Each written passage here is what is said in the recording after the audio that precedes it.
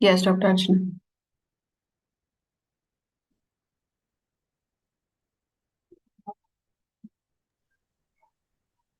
Am I audible, Dr. Preeti?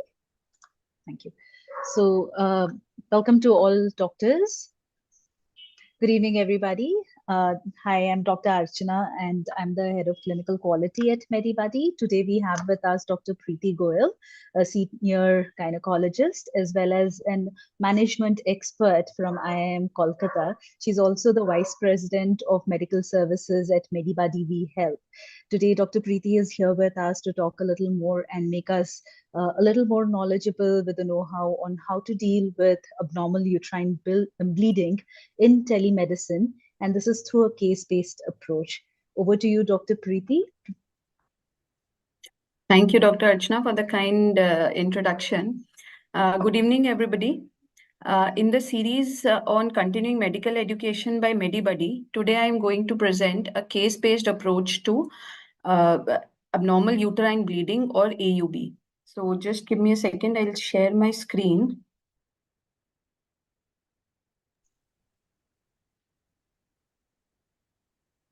So what I've done is I have tried to keep it as close to a practical approach as possible. I've divided the presentation into two parts. The first few slides are the basics of abnormal uterine bleeding, the medications, the etiology, classification, etc. And then we'll move on to the cases. So there are 6 cases we'll discuss. The first 3 cases will go into a lot more detail, and the rest 3 cases will, as the time permits, we'll go into the details of those 2. Right. So abnormal uterine bleeding.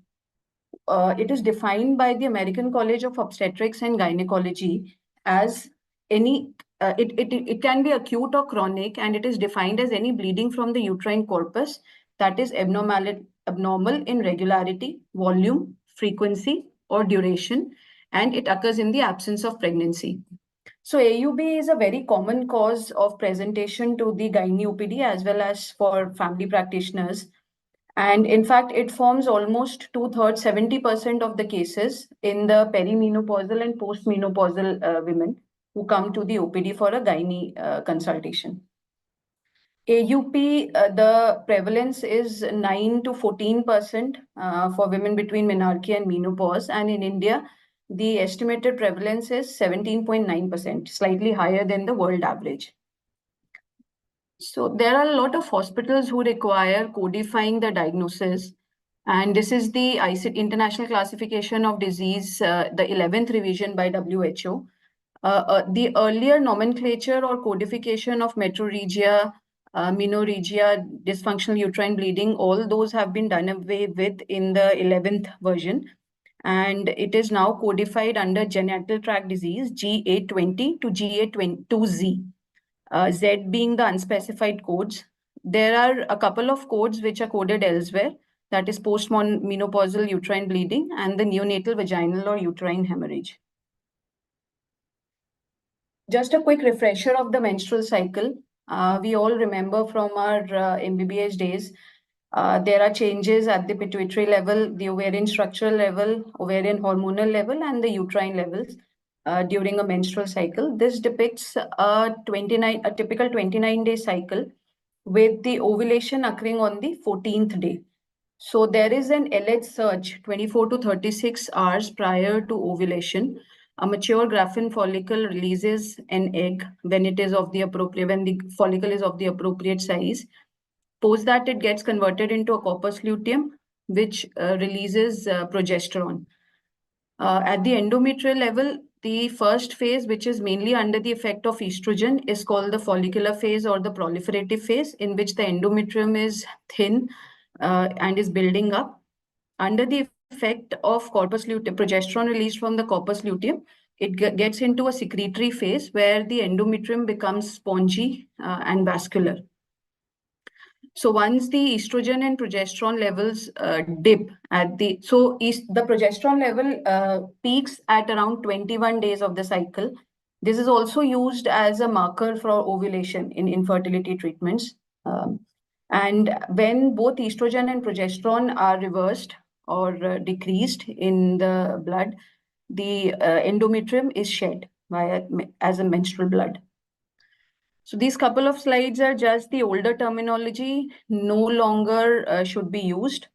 The earlier terms used were dysfunctional uterine bleeding, menorrhagia, metrorrhagia, polymenorrhea, oligomenorrhea, amenorrhea. Amenorrhea is still retained in the newer classification, and postmenopausal bleeding. This is the new classification, the FIGO classification of the causes of AUB. This is called the palm coin classification, and it was it was standardized in 2011. It also has the ACOG has also supported this. The need to standardize AUB classification was found because the older nomenclature was being colloquially used, and it was not.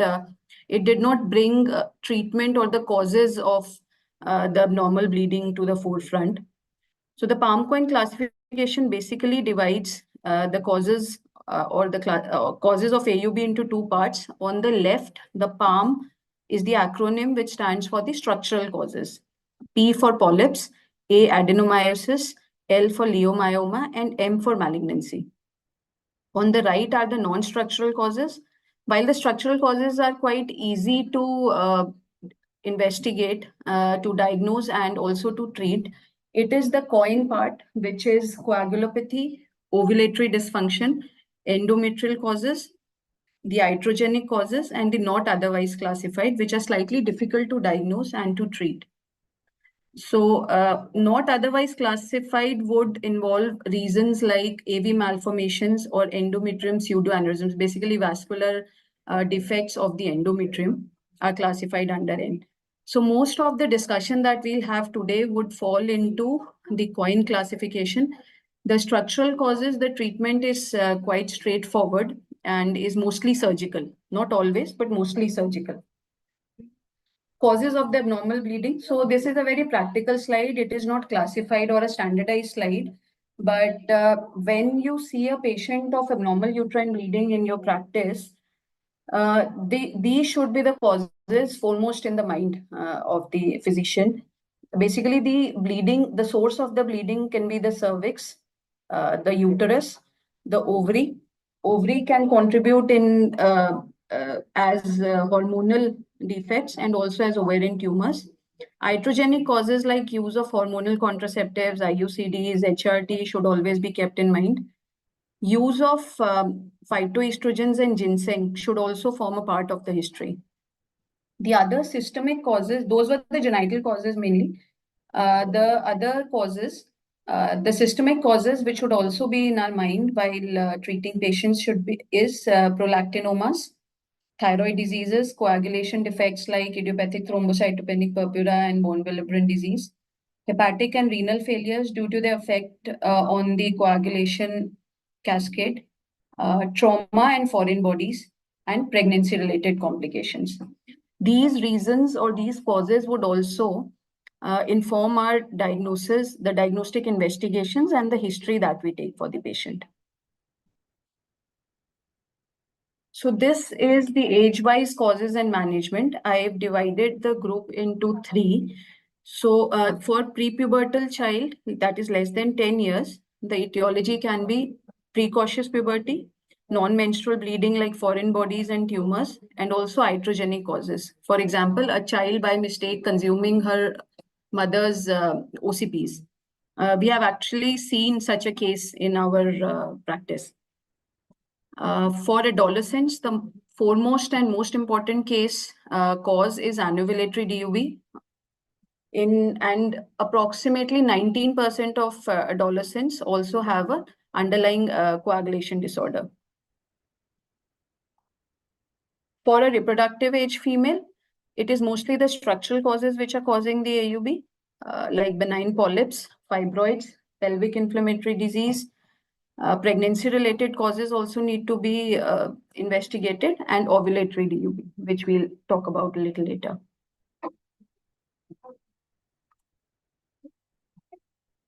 Okay. This is a collection of all the drugs that are used for treatment of abnormal uterine bleeding. Right, the medications we can classify as to be used for mild to moderate bleeding for short periods of time, and which are mostly non-hormonal, and the hormonal medications are used for mostly severe bleedings and for a longer period of time. Under the non-hormonal category, we have the NSAIDs and antifibrinolytics. NSAIDs basically inhibit the prostaglandin synthesis and alleviate the menstrual pain. Mefenamic acid is the most commonly used. The dosage is 1 to 2 tablets to be started before or at the beginning of menses. Okay, before the prostaglandins are released and have their full effect, it should be started before that. Antifibrinolytics, tranexamic acid is very, very commonly used. It is even taken by the patients from the chemists themselves directly. Generally, it is taken in an insufficient dose. So as the need arises, tranexamic acid can be prescribed up to 1 gram QID. Right? It directly counteracts the increased fibrinolytic activity and is a relatively safe drug to be used as first line in cases of mild to moderate bleeding. For severe bleeding, the first group of drugs we have is the progestins. Oral progestins and the levonorgestrel intrauterine system is available. Oral progestins, the most commonly used is the medroxyprogesterone acetate. It can be used for 10 to 14 days every month in the second half of the cycle, or it can be used for short periods of times only in the luteal phase. The progestins basically stabilize the endometrium and make them and decrease the amount of bleeding. The combined oral contraceptives, of course, form the mainstay of treatment, especially in anovulatory bleedings. The androgens like danazol, due to their higher frequency of side effects and severity of side effects like weight gain, acne, irritability, have fallen out of use now. But danazol was earlier used in a dose of 200 milligram once daily. The third group or the fourth group is in the hormonal is gonadotropin releasing hormone agonists. These are kind of reserve drugs. The medicines available are leuprolide acetate, naproxen, which is an intranasal preparation, goserelin is also available. These are highly effective, reduce the reduce the symptoms by almost 80 to 90%, but they have very severe, serious side effects. Okay, and induce menopausal symptoms in patients, and add-back therapy is required. So these have also slightly reduced and are used in very, very specific cases only. A special mention of ormeloxifene.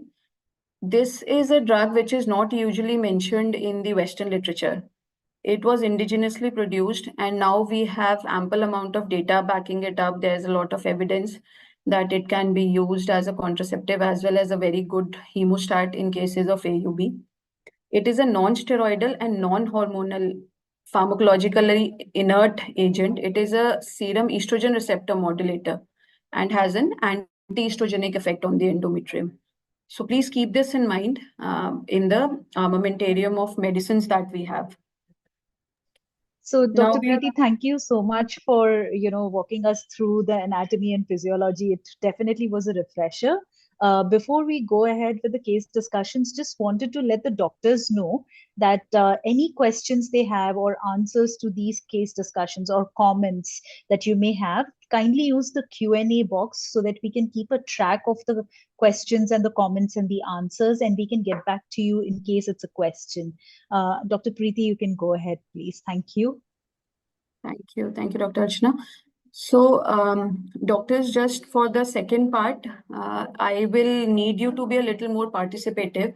So first of all, can you please let me know how many of you have actually seen cases of AUB and managed cases of AUB in your practice?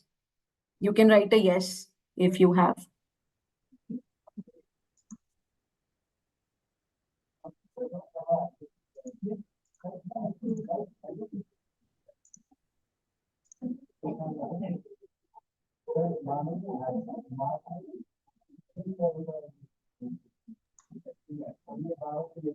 Okay, I'm seeing some answers. I was expecting a little more. Uh, okay, Dr. Preeti, right. perhaps would it be helpful if they tell us what kind of AUB as well? Right. If somebody wants to share what kind of AUB have they seen, or what we'll do is we'll go ahead with the cases and then get examples from the attendees. Sure, Right. So sure. thank you for your answers, Dr. Sudha, Dr. Mohammed, and some names that I'm not taking. So we'll move on to our first case.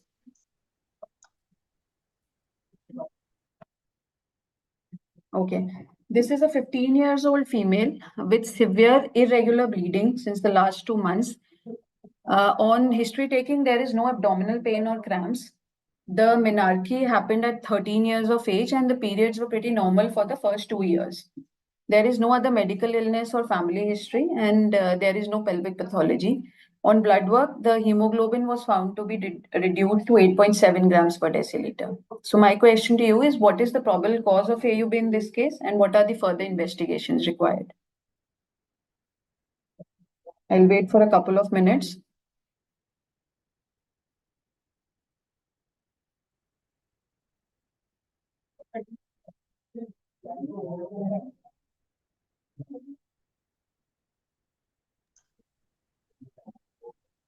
Doctors, feel free to please use the Q&A box. This would be seen at the It, bottom toolbar of your Zoom screen, and you can answer those questions. Thank you. yes, please participate. Whatever you think can be very nice, Dr. Shalini. Yes, so I've received a few answers, we're mostly correct. We'll discuss this case further. So, in an adolescent female, the most common cause of AUB is anovulatory bleeding. Okay, there are other causes which should also be at the back of the mind, which are bleeding disorders, 19% cases, pregnancy, infections, disorders of the uterus, medications, trauma, foreign body, and hemorrhagic ovarian cysts. Our investigations are based on the likely causes. So we'll get a CBC done, a coagulation profile, thyroid profile. A urine pregnancy test is also important, right? Even though and a detailed history taking, even in the absence of parents, is required to delve into the history of sexual activity. A UPT, and if a UPT is not possible, a serum beta HCG value should also be done. A pelvic sonography is, of course, to look for any lesions. Would we do PV examination in this case?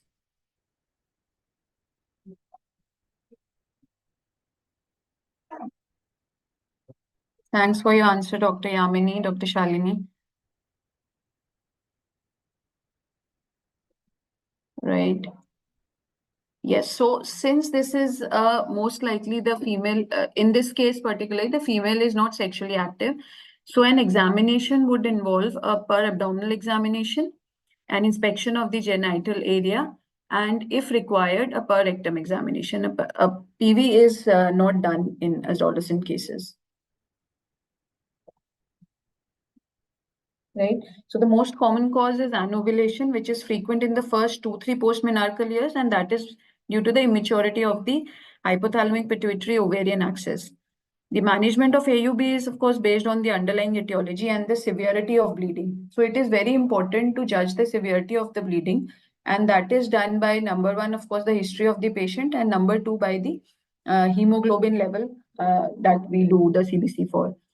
The management options available to the patient are all that we have listed earlier, but the best ones to use are the combined oral contraceptives and the progestrogens, cyclic oral progestrogens. So in this case, the combined oral contraceptives are the best for the adolescent.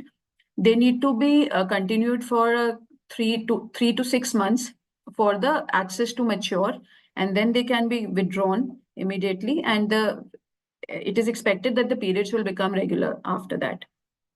In the NSAIDs and antifibrinolytics can be tried, but generally they can be used only for a short period of time and would cause the symptoms to recur in the consequent episodes of periods. So they are not a long-term treatment for anovulatory bleeding. Management of adolescent AUB based on severity of bleeding. So if the hemoglobin of the patient is more than 10 grams per deciliter, then mostly reassurance, iron supplementation, and prostaglandin inhibitors can be the first choice. Oral contraceptives can also be considered if contraception is also desired by the patient.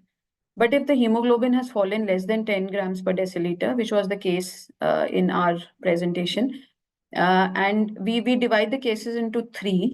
If there is no active bleeding, then again the treatment is almost the same as the above.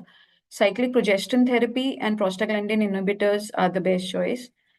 Reevaluation in 3 to 6 months is required.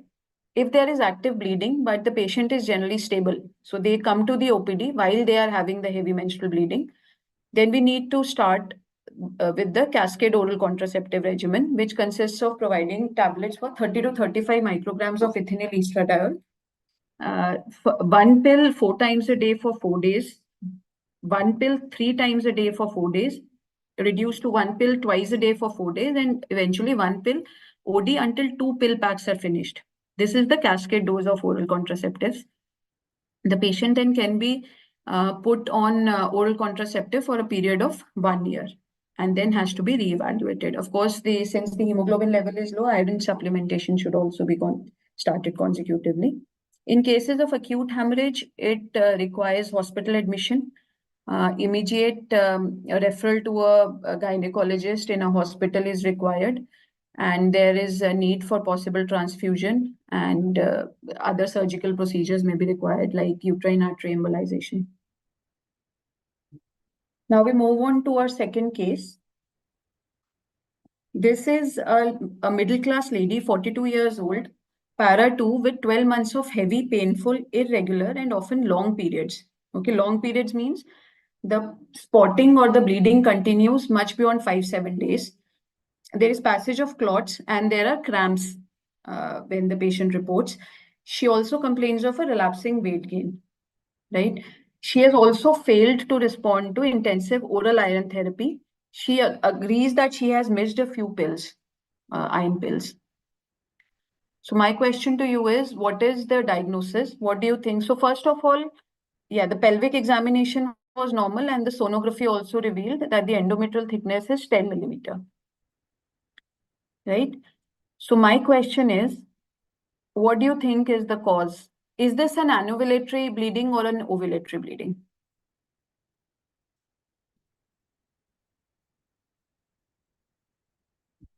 If somebody wants to unmute themselves, we'll help you do that. If somebody wants to answer, just raise your hand.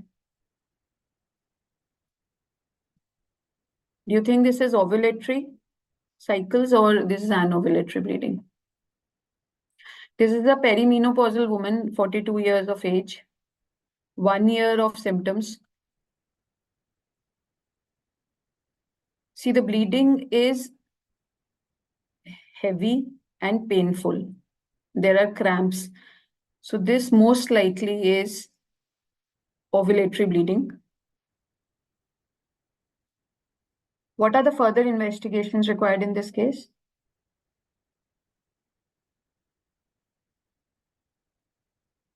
Very nice, Dr. Yamini. Dr. Shalini. Yes, yes, yes. Further investigations? We have quite a few answers, Dr. Preeti. Yeah, nice. Great, great. Right. So, thanks for your answers. I'm getting a lot of answers. Yeah, so CBC, thyroid profile, blood sugar are the basics. Endometrial aspiration or biopsy. And of course, a pelvic ultrasound will be done in this case. My next question is whether there is a role of an endometrial biopsy. Should an endometrial biopsy be done?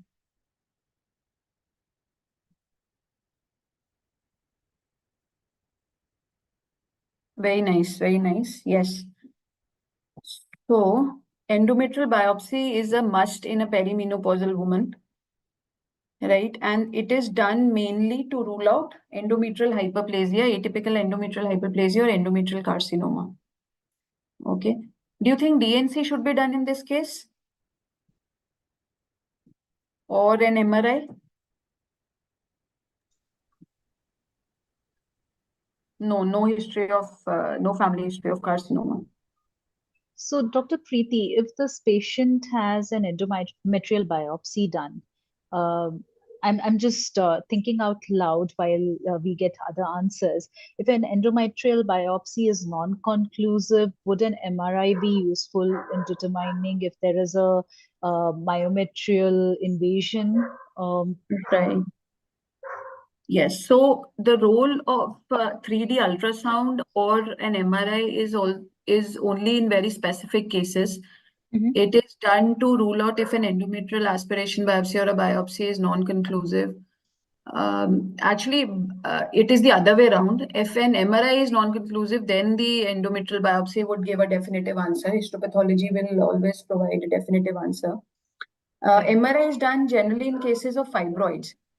If the pelvic ultrasound shows fibroid, then it is used to sometimes map the fibroids in case an endometrial ablation is planned or uterine embolization is planned. That is the Okay. only role the MRI has. And 3D ultrasound is also used for that purpose mainly. Okay. So one of the doctors here says DNC is a choice. So that was my question. So dilatation and curettage is no more an investigation of choice for cases of AUB, right? An office endometrial aspiration cytology is sufficient, or a hysteroscopic guided biopsy is the best choice. Okay, it will provide you a sample, also an internal examination of the uterus to look for any other structural causes like polyps and fibroids would be done. A dilatation and curettage per se is not required, and especially because in this case, the endometrial thickness is only 10 millimeters, right? The cutoff generally mentioned is 12 millimeters. If the endometrial thickness is more than 12 millimeter, then we go for dilatation, curettage, and other investigations. So a DNC in this case will not be done. The management of this patient, the available options, we have all the options available, of course. The combined contraceptive pills, tranexamic acid, the progesterone-only pills, DMPA, LNG, IUS, and TCRE, the ablative procedures, as well as hysterectomy. Any guesses to what is the best method for this patient, looking at her history and age?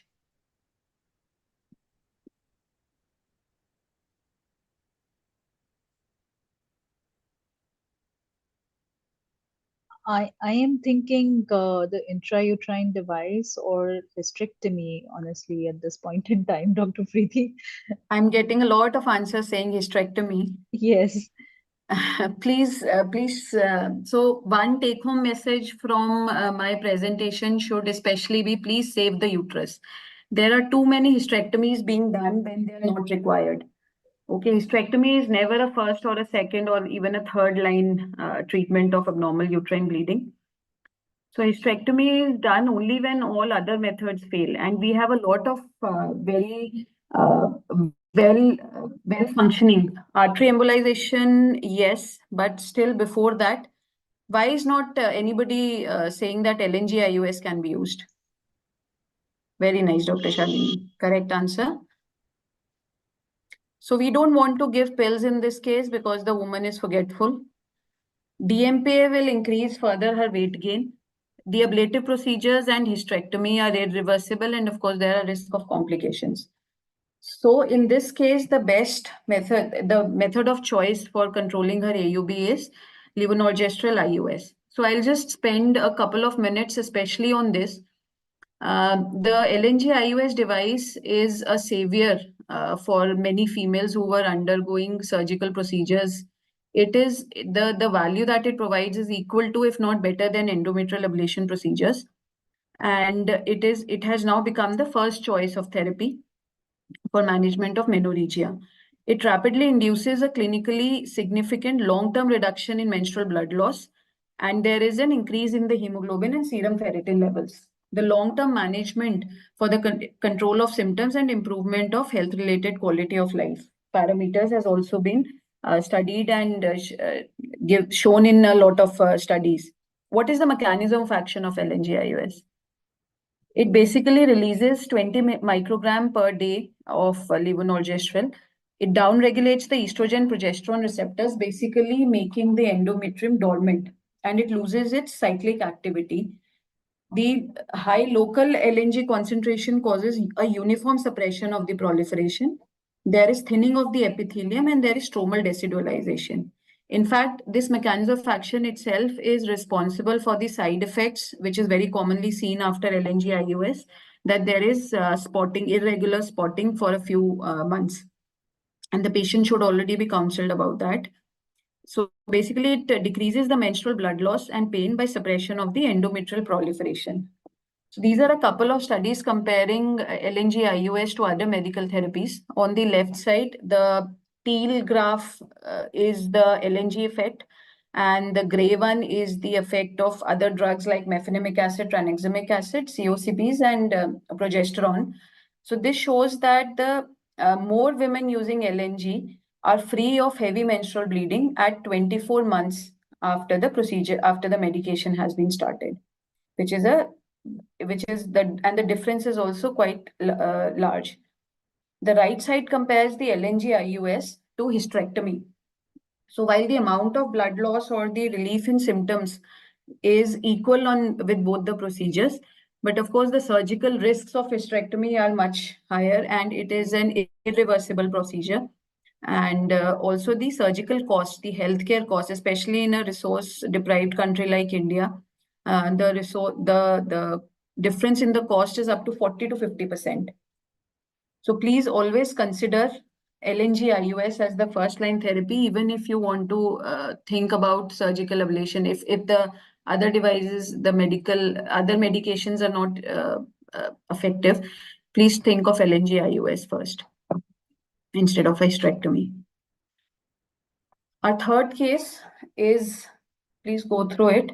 It is a busy 30-year-old lawyer. So every word has a meaning, okay? It goes into the management and also the investigations required for the patient. While the options available to us are many, but it also depends on what the patient is expecting, what the patient expectations from the treatment are, and what their lifestyle. The treatment should also fit into the lifestyle of the patient.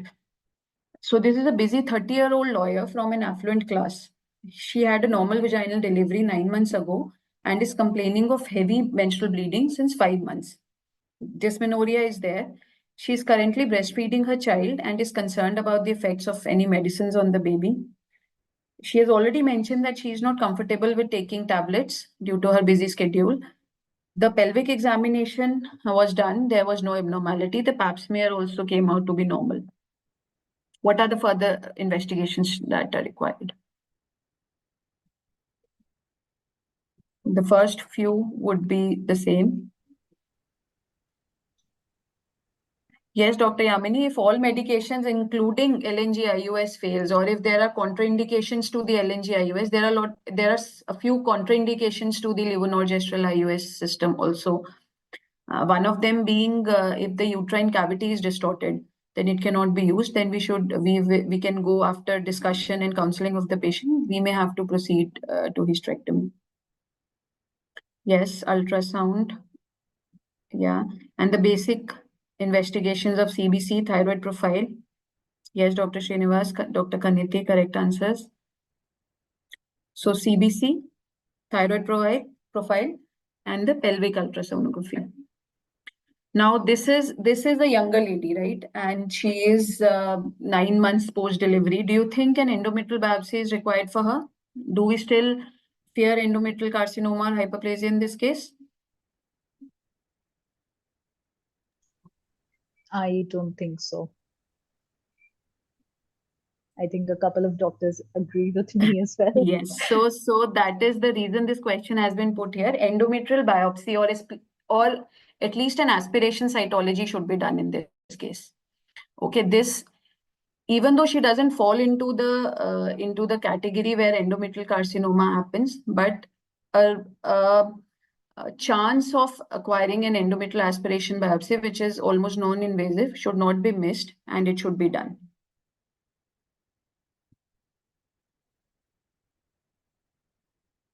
The management options available are again all the same, are available.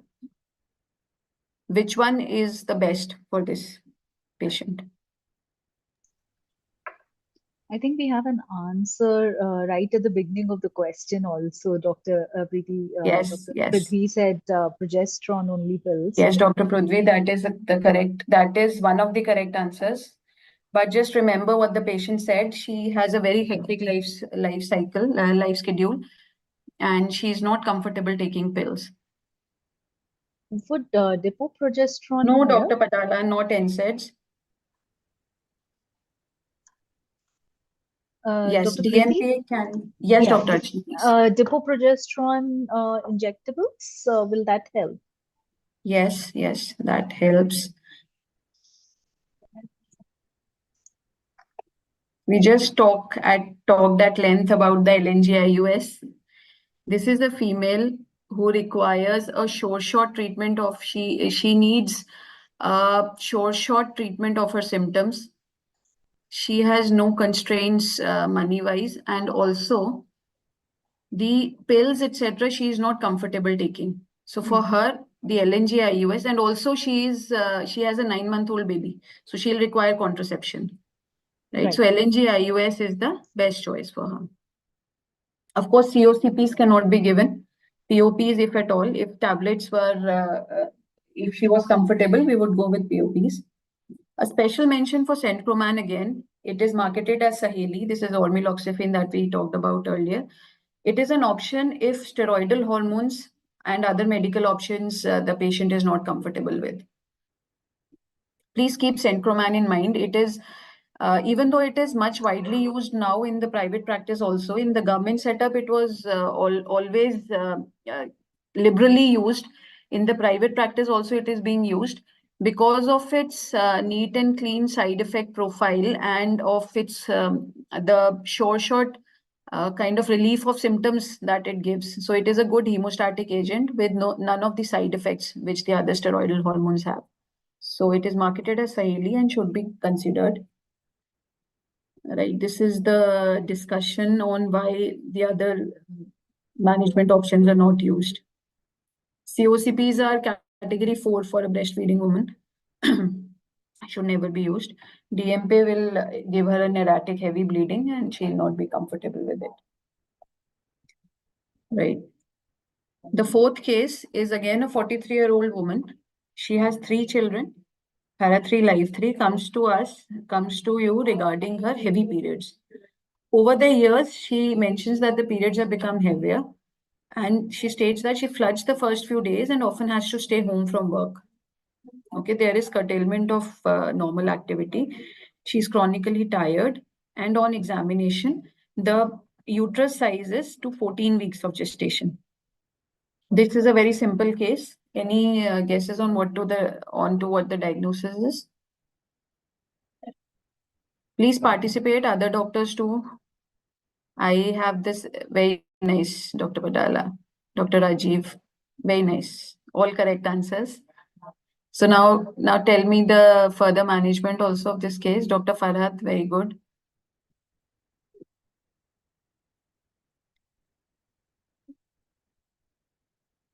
Further investigations. So an ultrasound is of course one of the first investigations. It revealed 2 large fibroids. She had to have an endometrial biopsy because of her age. The results were negative. Her hemoglobin, because she was pale and chronically tired, the hemoglobin was to be done, and serum ferritin levels were also low. She was started on iron replacement therapy as well as tranexamic acid in the beginning. If the tranexamic acid doesn't work, she can be offered levonorgestrel IUS or GnRH agonists to preserve the uterus. And of course, surgery is the last option. But this is a case of AUBL from the palm coin classification.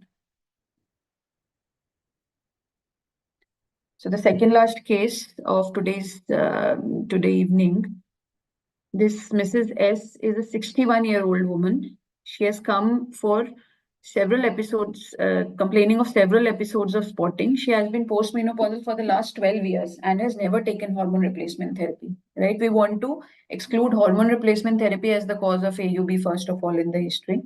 She is otherwise well, and the medication she is taking for other comorbidities is amlodipine, atorvastatin, and venlafaxine. A physical examination is unremarkable. So this is a postmenopausal woman, the first case that we are seeing of this type. What, according to you, can be the cause of a bleeding? And it is not a heavy bleeding, it is episodes of spotting that can hint to something.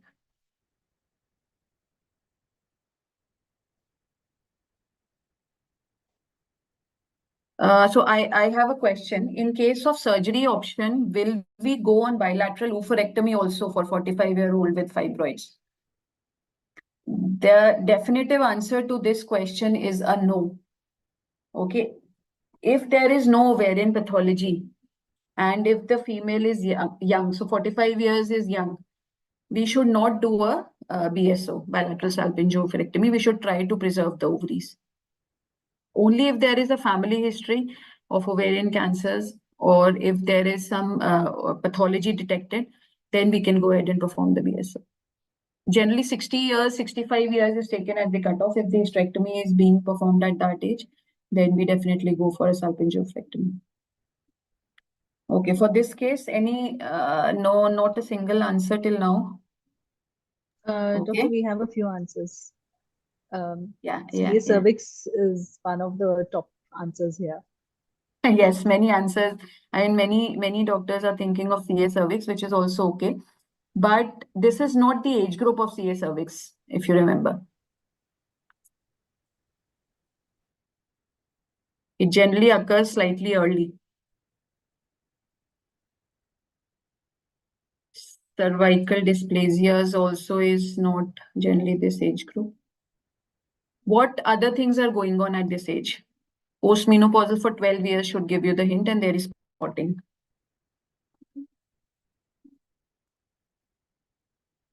No? Okay. So this is a case of atrophic vaginitis. Okay, an endometrial biopsy was, of course, performed. It came out to be negative.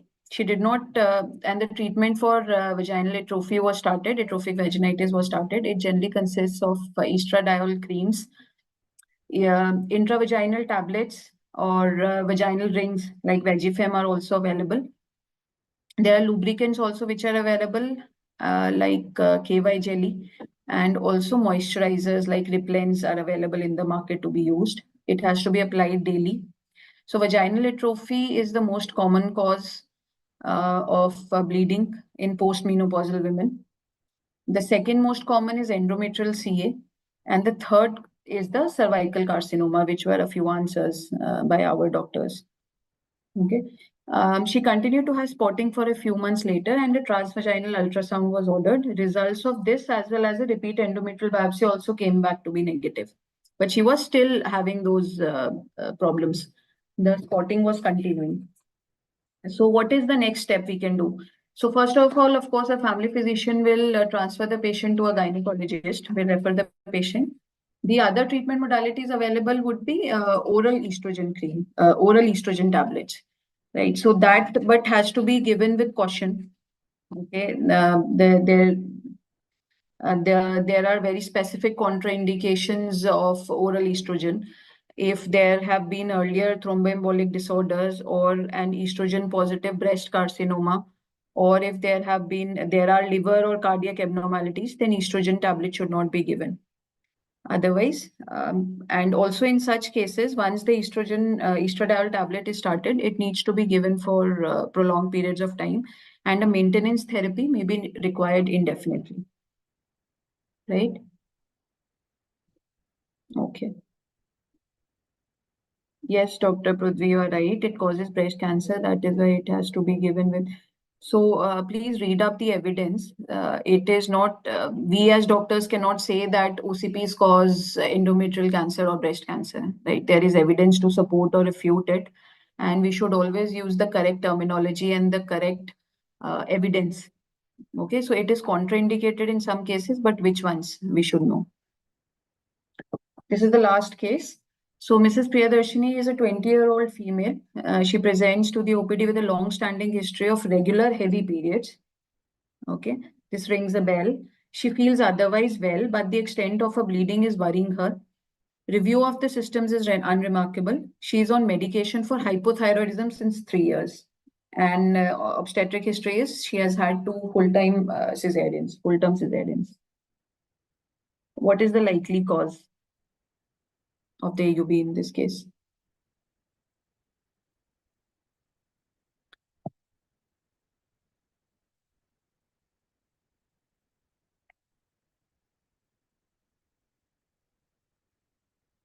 Okay.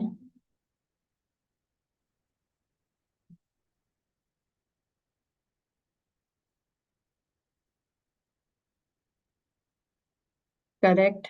Yes, the investigations are as being answered. So, Dr. Archana, we have a couple of answers in the chat box, True, right? true. So I definitely agree with the doctors. We need to do a thyroid profile test and CBC to know where the hemoglobin counts lie. What do you think about, doctor? Actually, not think. I definitely want to know if a coagulation profile would be required or a serum prolactin, because those are some of the answers as well. I'm not really sure on that. Yes. So, thyroid profile is definitely required, and Dr. Sudha is correct in saying that a prolactin and a thyroid both is required. Okay. Adenomyosis, one doctor is answering adenomyosis as the cause. This is a case again of ovulatory bleeding. Okay, this is ovulatory menorrhagia, or it can even represent a normal heavy menstruation which has changed with age. So earlier the periods were regular, were not that heavy, but now the bleeding is heavier. Or it is ovulatory menorrhagia. Why is this ovulatory? Because it is a history of regular heavy periods. A bleeding due to an AUB due to poorly controlled thyroid hormone levels would present not as heavy bleeding, but with low amount of menstrual bleeding. And also it would be an irregular kind of bleeding, spotting, and it will be widely spaced, long cycles. So this does not, even though she is on thyroid pills, she is hypothyroid, but her control or not control of the thyroid hormone is not the cause in this patient. It is just a case of ovulatory menorrhagia, right? So there is something called as luteal phase insufficiency. I'll just say a few words about it. So what happens is as the woman ages, after ovulation, the corpus luteum, which is supposed to produce progesterone, and there is a specific level of progesterone required to make the endometrium secretory in nature and to hold it.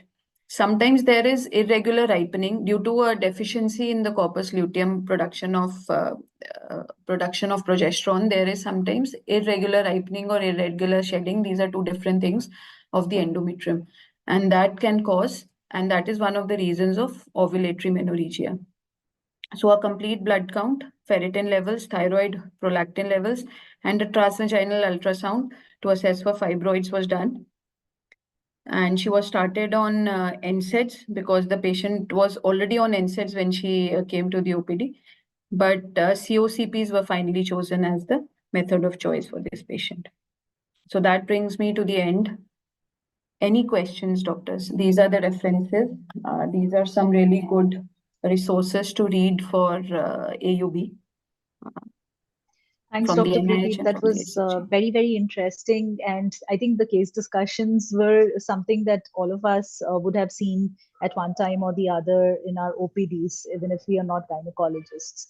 And very precise to know what is to be done in case of a person who's coming with a hemoglobin of less than 10, with active bleeding, with minimal or moderate bleeding, and severe hemorrhage. I found a lot of input on what to do and what not to do. So thanks so much. Doctors, I'm leaving the floor open for all of you to ask questions or comments. And thank you so much for staying with us, patiently listening to us. Thanks, Dr. Preeti. Thanks again. So we'll just wait for the questions and then take it one by one. Dr. Preeti, there's a question here. Some patients ask for medications to postpone their cycles. Is it safe to give? I will add on to this question. When do we decide that the patient needs to start these medications and for how long? Is there a weight criteria or is there a cycle criteria that we take into consideration here? Thanks for asking this question, doctor. Actually, this is a very, very important request, a very common request from patients coming to us. And it is, see, we have to guide the patient properly, even though it is not a labeled use of the drug. Of progesterones are used basically to delay the periods. But if we don't guide the patient well, then they will just go to a chemist and procure the medicines and use it in an indiscreet manner. So the medicine that can be used here is medroxyprogesterone acetate, and it is given in a dose of 10 milligram twice a day for 5 days. The important thing here is that the medicine has to be started at least in a regular cycle. This can be done. In an irregular cycle, since we don't know what the stage of the endometrial proliferation is, it is not no time is safe to start this medicine. There may be breakthrough bleeding even while taking this tablet. In a regular cycle, it should be started at least 4 or 5 days before the normal start of the period date. It should be continued for 5 days. The second thing is the spacing between the tablets. The medicine should be taken at the same time of the day, morning and evening, so that a constant blood level of progesterone is maintained in the blood, which stimulates the endometrium. After 5 days, there's a withdrawal of the progesterone, which causes the endometrium to shed and the bleeding to happen in the regular way. And the next cycle should also be, if given in this way, and if the normal period starts at 5 days, then the next period will be delayed by 4 to 5 days generally. Thanks, Dr. Preeti. I hope that answered your question, Dr. Srinivas. Dr. Shalini has a question.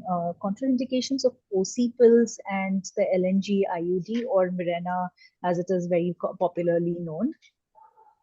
Yeah. So the contraindications of OC pills are all the contraindications of thromboembolism as such. Okay, so if a woman is more than 35 years of age, we try to avoid. If she is a smoker, heavy smoker, we try to avoid previous history of thromboembolic disease, previous history of endometrial carcinoma, breast cancer, and hepatic or renal failure or cardiac disease. These are all contraindications of the oral contraceptive pill. The LNG IUG or the IU system that I mentioned earlier, there are very few. All contraindications of progesterone are the contraindications here, which are very few. And also a distorted endometrial cavity, or if the endometrial aspiration biopsy or the endometrial biopsy is non-conclusive, or if there is endometrial hyperplasia. In those cases, one should proceed with the surgical, so with hysterectomy. Okay, it is not safe to have the LNG IUD in place and to retain the uterus in such cases. Thanks, Dr. Preeti. The next question comes from Dr. Merchant. There's a 29-year-old lady with heavy bleeding with ultrasound normal. She's unmarried with thyroid profile and CBC to be normal. How do we manage this case? So this is almost similar to the case that we have discussed earlier, right? So this is heavy bleeding, which has not yet affected the hemoglobin levels. But the only catch is that the patient is unmarried. Okay. If she is sexually active, then we should proceed definitely with LNG IUS. With that will be the treatment of choice. And if not, then COCPs will be the treatment of choice in this case. Thanks, Dr. Preeti. I have a add-on question here. How do you decide which COCP is the best one? Because there are so many in the market, and as a GP, I'm usually confused. I do have my favorite brands, but how do I know this is the right one to give this patient? Yes, so the only thing we can look for, or the rule of thumb, is to use the lowest dose possible. So low dose COCPs, any of the brands, all are equal. It should be just from a reputed pharmaceutical, and any of the brands are equal. Just use the lowest dose for the lowest period of time. Okay, understood. Thanks, doctor. The next question comes from Dr. Rahil. Is the intrauterine system in PID safe? No, no. So as with any other IUCDs, the copper IUCDs and the other ones, it is totally contraindicated, and intrauterine device is contraindicated in a case of PID. Thanks, doctor. Can patients with pulmonary embolism take tranexamic acid tablets? Very interesting question, I would say. Yes, yes. So that is the only contraindication for tranexamic acid, rather. So because its mechanism of action, whatever has caused the embolism will be exacerbated by the tranexamic acid. Since it has an antifibrinolytic effect, it will lead to coagulation in the system and can lead to worsening of the disease. So I would presume the patient would be able to take mefenamic acid and other NSAIDs instead? Yes, yes. Okay. Thank you. Doctors, if you have any other questions or comments, we would be happy to take them. We still have a few minutes to go.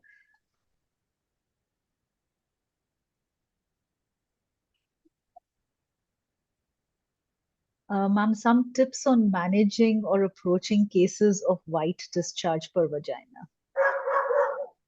Yeah, I understand where this is coming from. This is another very, very common topic which brings females to the OPD. Let's keep it for another session, maybe. I think I You can like that provide idea, us. Dr. Preeti.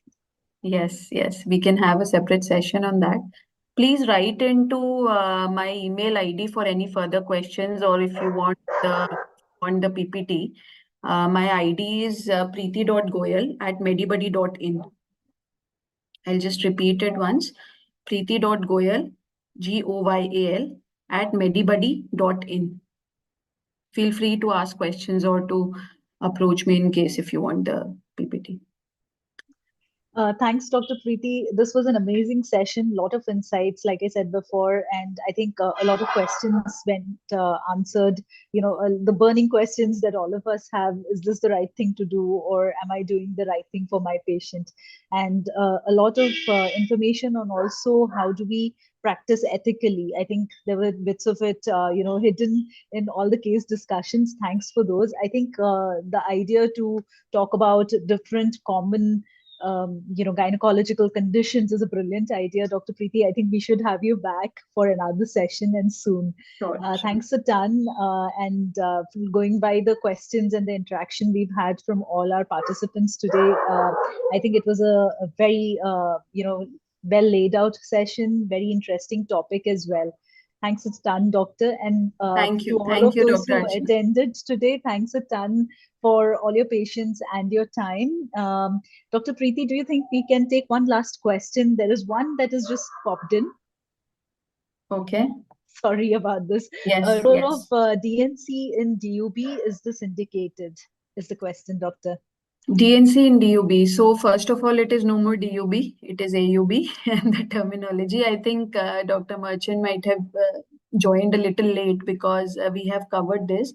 So Doctor, the DNC is no more diagnostic or even as a therapeutic modality. It is used in very, very selective cases. So the answer would be no. DNC does not play a major role in the investigation or treatment of AUB. There are other better options available. And endometrial, so whenever an endometrial sample is required, an endometrial aspiration cytology or even hysteroscopic guided fractional curettage. So fractional curettage is where you take samples from the endometrial, from the fundus, from the isthmus, and from the body of the uterus under guidance of hysteroscope. So that is the best modality to use. Thanks, Dr. Preeti, for accommodating that question. And thanks to all of the doctors who joined on time and stayed with us throughout the session. We shall be doing more of these educative and informative sessions to ensure that all of us practice ethically and practice evidence-based medicine wherever we are, online or offline. We love hearing from you about what topics that are the ones that you would want to know about more. So please do write into us at hello@medibuddy.in, or for gynecological or obstetric related questions, please do reach out to Dr. Preeti. It's preeti.goyal@medibuddy.in. Thanks again to all of you. Have a great evening and have a great night as well. See you on the other webinar. Thank you, everyone. Thank you, Dr. Archana, for hosting it so nicely. Thank you. Bye-bye. Thanks.